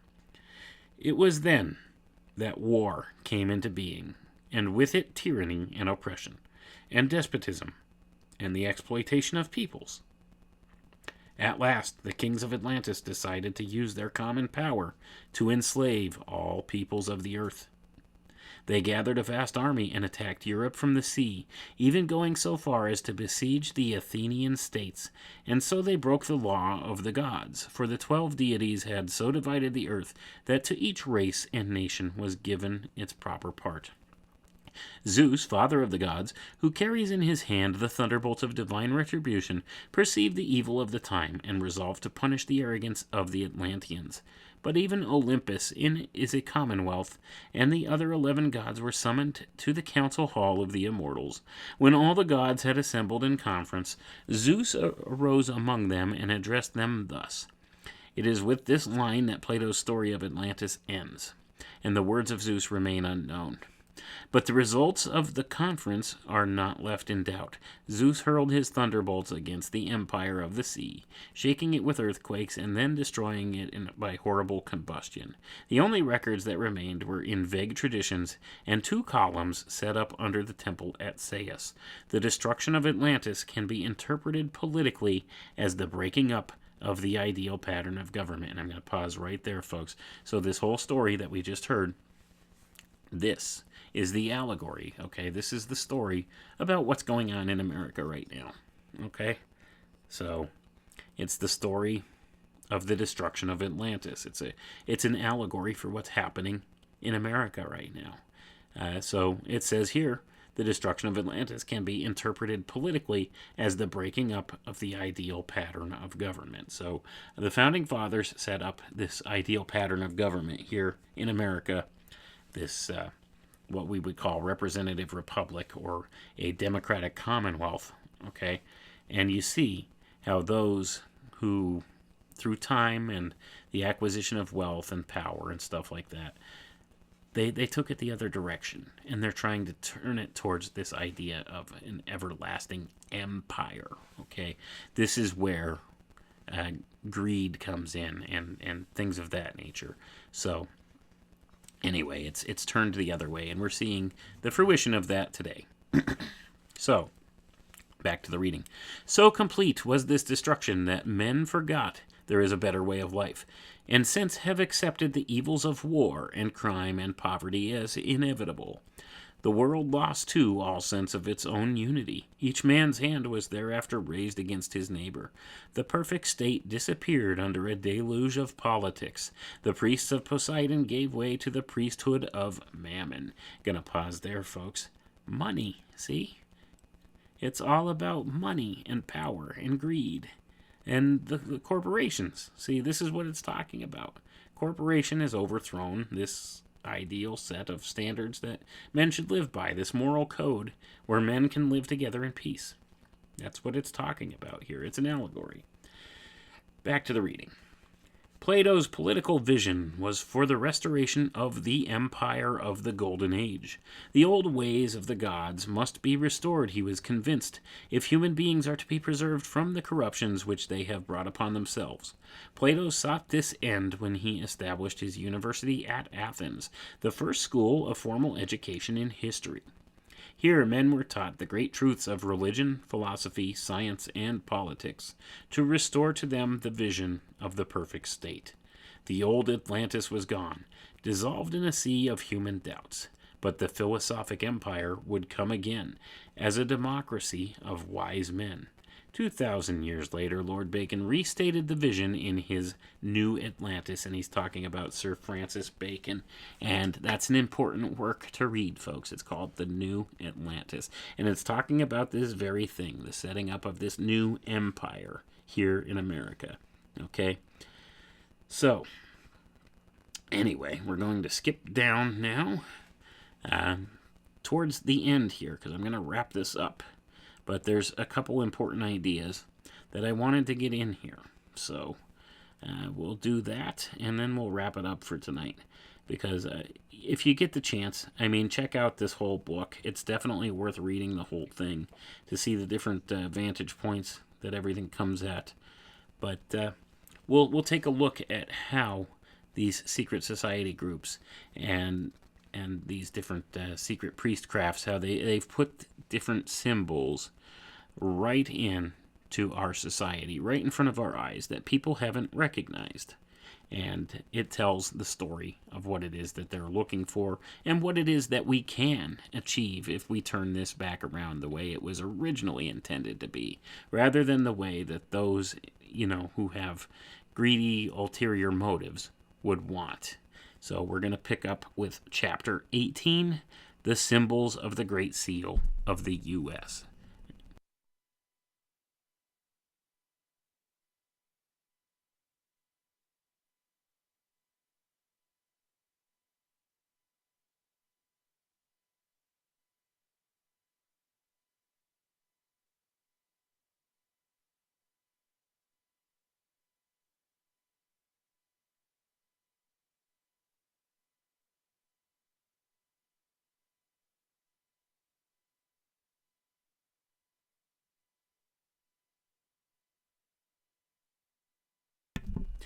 Is the American eagle actually a phoenix? Selection of the fabulous bird of the ancients seems to have been the intention of the designer of our nation's Great Seal. The phoenix is the symbol of the reborn in wisdom. The design on the reverse of the Great Seal is even more definitely related to the Order of the Quest. The pyramid and the all-seeing eye represent the universal house, surmounted by the radiant emblem of the great architect of the universe. These three symbols in combination is more than chance or coincidence. On the reverse of our nation's Great Seal is an unfinished pyramid, to represent human society itself, imperfect and incomplete. Above floats the symbol of the esoteric orders, the radiant triangle with its all-seeing eye. Was it the society of the unknown philosophers who sealed the new nation with the ancient and eternal emblems? Well, I'm going to pause right there, folks, and answer that for you. Yes, indeed it was. It was these people that call themselves the Order of the Quest, the Illuminati, the Jesuits. There's so many different ones. The Freemasons, the Rosicrucians, the secret fraternities, the Order of the Golden Fleece, the Order of the Knights of Malta. All these different secret society groups, they interrelate at the topmost levels. And it's all the same select few family bloodlines and stuff at the heart of it all. But anyway, let's continue here with the reading, and we're going to just finish this up. It's not much longer, but there's important ideas to send us on our way with here. When the time came to select an appropriate emblem for the Great Seal of the United States of America, several designs were submitted. These are described by Galliard Hunt in The History of the Seal of the United States, published in Washington, D.C. in 1909. Most of the designs originally submitted had the phoenix bird on its nest of flames as the central motif. One of the designs now familiar to us was finally selected, and Benjamin Franklin was asked for his opinion of the choice. Franklin gave his immediate approval, observing naively that it was very appropriate to select the wild turkey as the symbol of the new country. The turkey was a bird of admirable quality, hard-working and industrious, and of good moral character, and a fowl also with a marked aversion for the color red, at that time unpopular amongst the colonists. When it was explained to Franklin that the bird on the seal was intended to represent an eagle, he was bitterly disappointed, and he insisted that the drawing did not look like an eagle to him, and furthermore, an eagle was a bird of prey with few of the respectable qualities of the wild turkey. It has been said that the designer had drawn a phoenix. Its selection would, of course, have been appropriate. Among the ancients, a fabulous bird called the phoenix is described by early writers such as Clement, Herodotus, and Pliny. In size and shape, it resembled the eagle, but with certain differences. The body of the phoenix is one covered with glossy purple feathers, and the plumes in its tail are alternately blue and red. The head of the bird is light in color, and about its neck is a circlet of golden plumage. At the back of its head, the phoenix has a crest of feathers of brilliant color. Only one of these birds was supposed to live at a time, with its home in the distant parts of Arabia, in a nest of frankincense and myrrh. The phoenix, it was said, lives for 500 years, and at its death its body opens and the newborn phoenix emerges. Because of this symbolism, the phoenix is generally regarded as representing immortality and resurrection. All symbols have their origin in something tangible, and the phoenix is one sign of the secret orders of the ancient world and of the initiate of those orders, for it was common to refer to one who had been accepted into the temples as a man twice born or reborn. Wisdom confers a new life, and those who become wise are born again. The phoenix symbol is important in another way, as an emblem among nearly all civilized nations of royalty, power, superiority, and immortality. The phoenix of China is identical in meaning with the phoenix of Egypt, and the phoenix of the Greeks is the same as the thunderbird of the American Indians. In the accompanying drawing, the head of the bird, as it appeared on the Great Seal of 1782, is compared with the present form. It is immediately evident that the bird on the original seal is not an eagle, nor even a wild turkey as Franklin had hoped, but the phoenix, the ancient symbol of human aspiration toward universal good. The beak is of a different shape, the neck is much longer, and the small tuft of hair at the back of the head leaves no doubt as to the artist's intention. But if this design on the obverse side of the seal is stamped with the signature of the Order of the Quest, the design on the reverse is even more definitely related to the old mysteries. Here is represented the Great Pyramid of Giza, composed of 13 rows of masonry, showing 72 stones. The pyramid is without a capstone, and above its upper platform floats a triangle containing the all-seeing eye, surrounded by rays of light. This design was not pleasing to Professor Charles Eliot Norton of Harvard. He summed up his displeasure in the following words: "The device adopted by Congress is practically incapable of effective treatment. It can hardly, however artistically treated by the designer, look otherwise than as a dull emblem of a Masonic fraternity." The quotation is from The History of the Seal of the United States.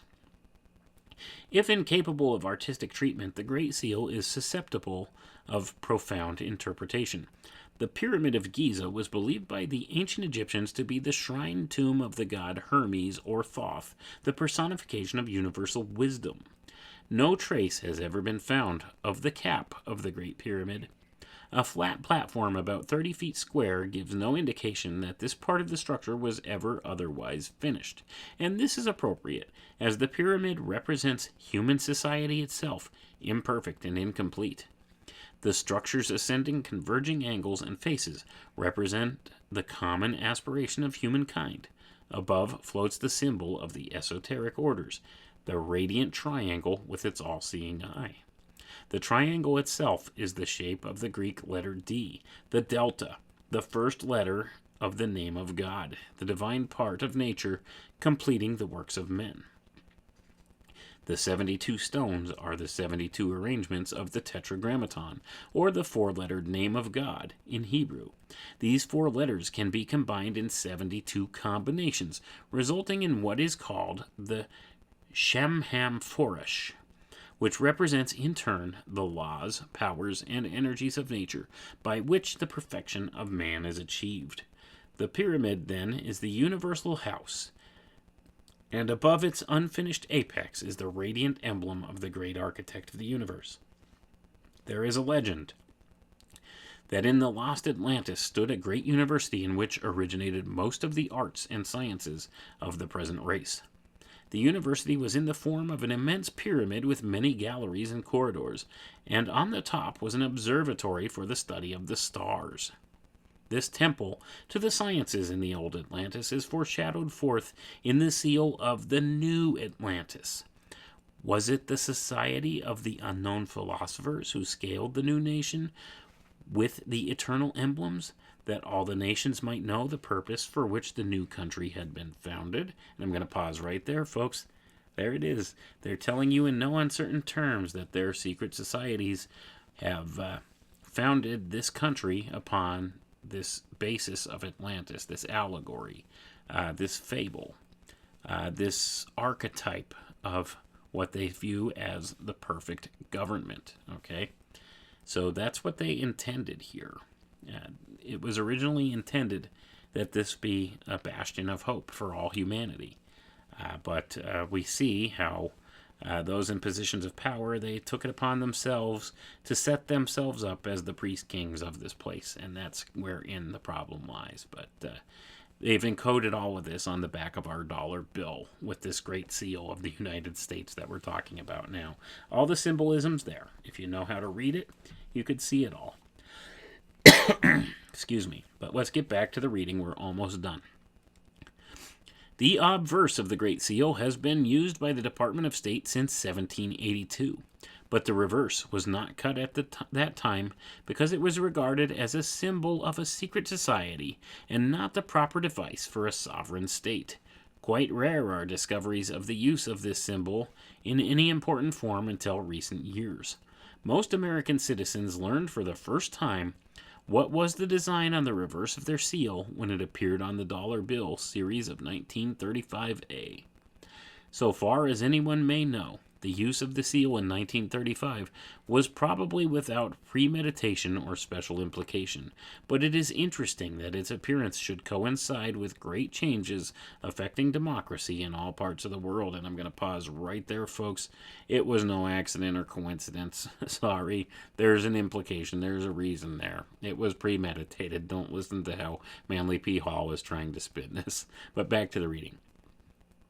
As early as 1935, the long shadows of a world tyranny had extended themselves across the surface of the globe. Democracy was on the threshold of its most severe testing. The rights of man, that Thomas Paine defended, were being assailed on every hand by selfishness, ambition, and tyranny. Then on the common medium of our currency appeared the eternal emblem of our purpose. The combination of the phoenix, the pyramid, and the all-seeing eye is more than chance or coincidence. There is nothing about the early struggles of the colonists to suggest such a selection to farmers, shopkeepers, and country gentlemen. There is only one possible origin for these symbols, and that is the secret societies which came to this country 150 years before the Revolutionary War. Most of the patriots who achieved American independence belonged to these societies and derived their inspiration, courage, and high purpose from the ancient teaching. There can be no question that the Great Seal was directly inspired by these orders of the human quest, and that it set forth the purpose for this nation as the purpose was seen and known to the founding fathers. The monogram of the New Atlantis reveals this continent as set apart for this accomplishment of the great work. Here is to arise the pyramid of human aspiration, the school of the secret sciences. Over this nation rules the Supreme King, the ever-living God. This nation is dedicated to the fulfillment of the divine will.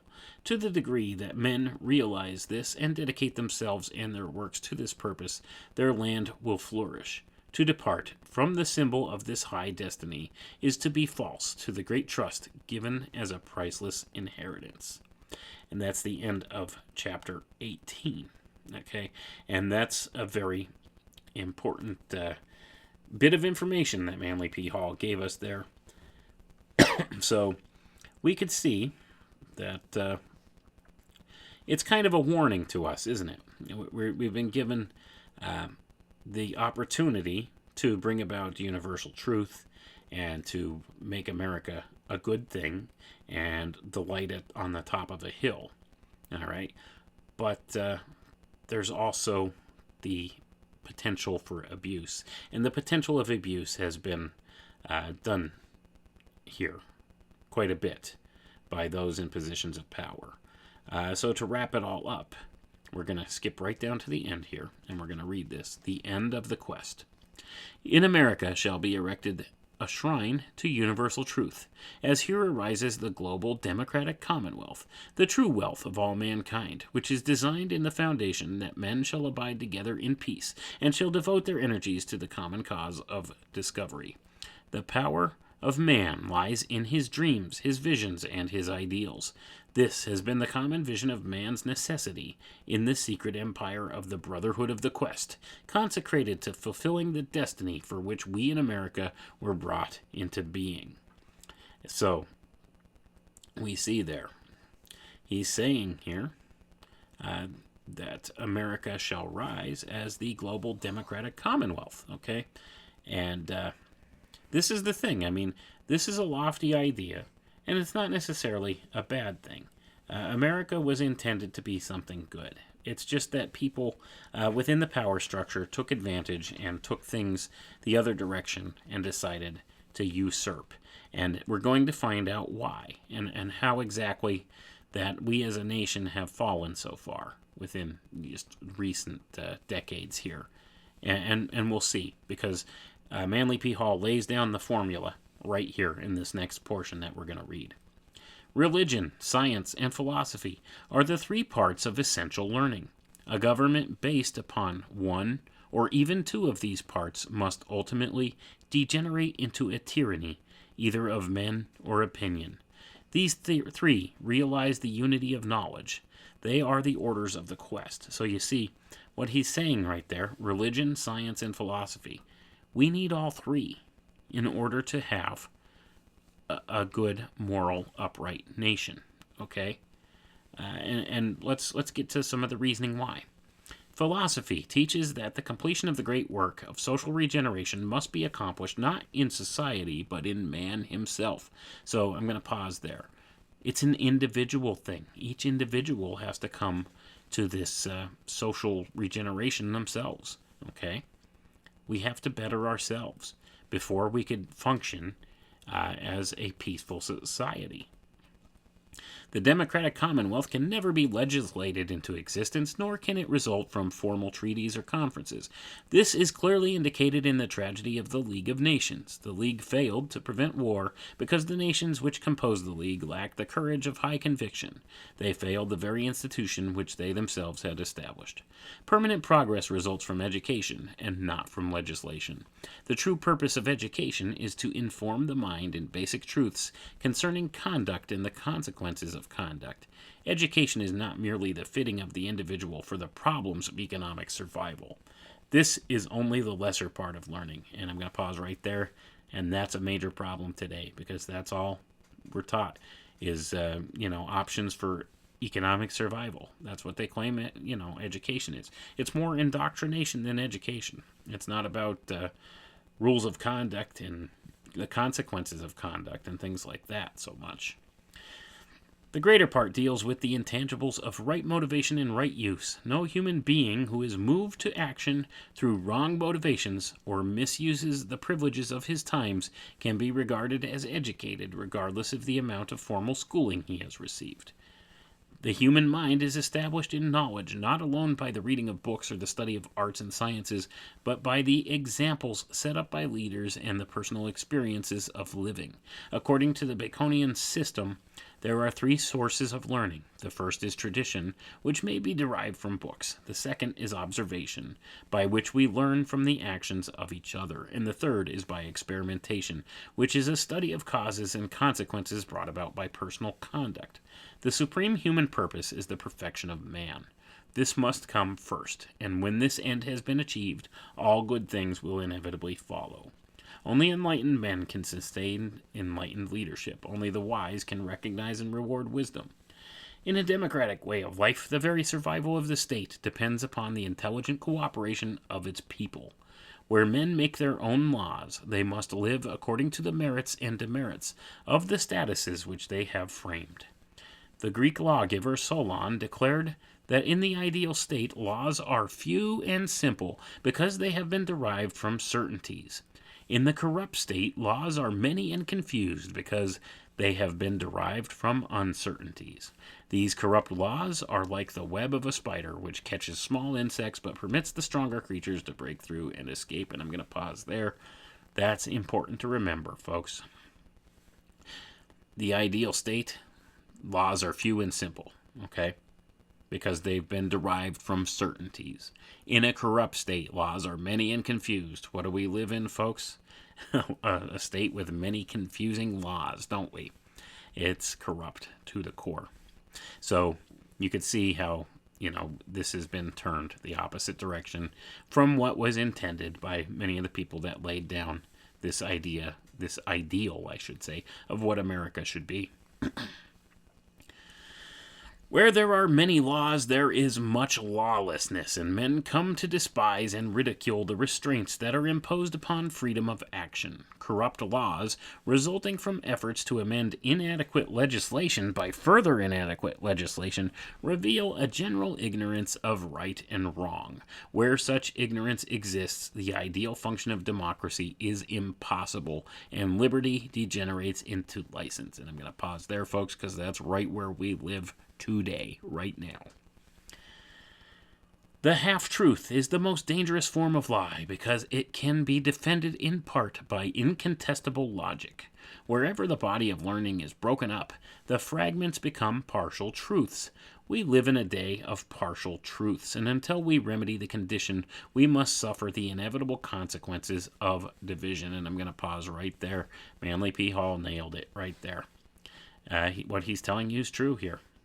Wherever the body of learning is broken up, the fragments become partial truths. That's why our education system breaks down these different ideas into individual subjects. Okay, you have science class and math class and history class, and these ideas all never touch. And this is fragments. It's fragmented learning. The learning's broken up, and it becomes partial truths, wherefore some of these things are incontestable because there's truths behind them, but it's missing something.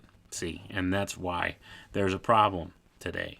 And that's why we live in a society that's so divided. And it's the inevitable consequences we're suffering of division, as Manly P. Hall pointed out right there. So, let's get back to the reading here because there's a couple more important points and then we'll wrap it up. According to the ancients, religion, philosophy, and science are the three parts of essential learning. Not one of these parts is capable, if separated from the rest, of assuring the security of the human state. A government based upon one or even two of these parts must ultimately degenerate into a tyranny either of men or of opinion. Religion is the spiritual part of learning, philosophy the mental part, and the sciences, including the arts and crafts, the physical part. As man himself has a spiritual, mental, and physical nature, and all of these natures manifest in his daily living, he must become equally informed in all parts of his nature if he is to be self-governing. Unbalanced forces perish in the void, declared a prophet of old, and this is true beyond possibility of dispute. Excuse me. And I'm going to pause right there. This is true. We need to keep in mind we need all of these different things in order for us to flourish and to be able to govern ourselves and to actually have any kind of a moral compass in this world. Back to the reading, though. The Platonic Commonwealth had as its true foundation the unity of learning. In the midst of philosophic empire stands the school of the threefold truth. Religion is the quest of truth by means of the mystical powers latent in the consciousness of man. Philosophy is the quest for truth by the extension of the intellectual powers towards the substance of reality. Science is the quest for truth by the study of the anatomy and the physiology of the body of truth as it is revealed in the material creation. These three, then, are the orders of the quest. Together they can bring about the perfection of man through the discovery of the plan for man. One of the great secrets of antiquity was this realization of the unity of knowledge and the identity of the quest in all the branches of learning. The great philosophers of the past were truly great because they approached the problem of life as priest, philosopher, scientist. The title, the wise, is properly applied only to those in whose consciousness the unity of knowledge has been established as the pattern of the quest. It was part of the ancient plan that has descended to us to build again the ideal university, the college of the 6 days' work. Here would be taught the same arts and sciences that we teach today, but from a different basic premise. Here men would learn that the sciences are as sacred as the theologies, and the philosophies are as practical as the crafts and trades. Those mystical extrasensory perceptions viewed with suspicion by the materialist would then be developed according to the disciplines of the sciences, and all learning would be consecrated to the supreme end that men become as gods, knowing good and evil. Let's skip down a little bit here to the end, because he's talking about some very lofty philosophical type ideas now, and he's, getting away from the whole concept of what the greater meaning of the America idea is. So, anyway, let's continue on here. But as man has locked within him, hidden from the public gaze, this diviner part, so that it is true that human society has within itself concealed from our common view a nobler part, composed of the idealists and dreamers of all ages and of all races who have been bound together by their common vision of man's necessity. This is the secret empire of the poets. This is the order of the unknown philosophers. This is the brotherhood of the quest. So I'm going to pause there. So he's doing a little bit of self-aggrandizing there, talking up this secret priestcraft. So that's what he's talking about. They're doing that thing again where they're the ones that are saying, we're going to steer it this way. And in the meantime, they've actually steered it in the other way. But let's see what else he has here to say to close this out. Never will these dreamers cease their silent working until the dream is perfected in our daily life. They are resolved that the Word, which was made flesh, shall become the Word made soul. The great university of the 6 days' work must be built here in our Western world to become a guide unto the nations. About this shrine to universal truth shall rise the democratic commonwealth, the wealth of all mankind. This is the destiny for which we were brought into being, the plan which was devised in secrecy long ago and in far places shall be fulfilled openly as the greatest wonder born out of time. And that is the end of the book, written here by Manly P. Hall. So you see, he claims that the idea of America is very old, that the philosophers of old had this vision in mind, and that they knew that this continent was here, and they planned on using this as the proving grounds for their various ideas here. Okay, so America was intended to be a bright city on a hilltop, seen by the world, to lead the world to peace and understanding, and this whole idea of this democratic commonwealth, okay, where everybody flourished and everybody individually came to this enlightenment of sorts. And it was a good idea, but the thing is, it became corrupted through time and through these secret societies as they took political power in different places. And they've been steering it the other way. And while they're claiming that they're doing this, what they call great work, they've been steering us further and further down the slump, whereas we really lost our footing in a moral sense.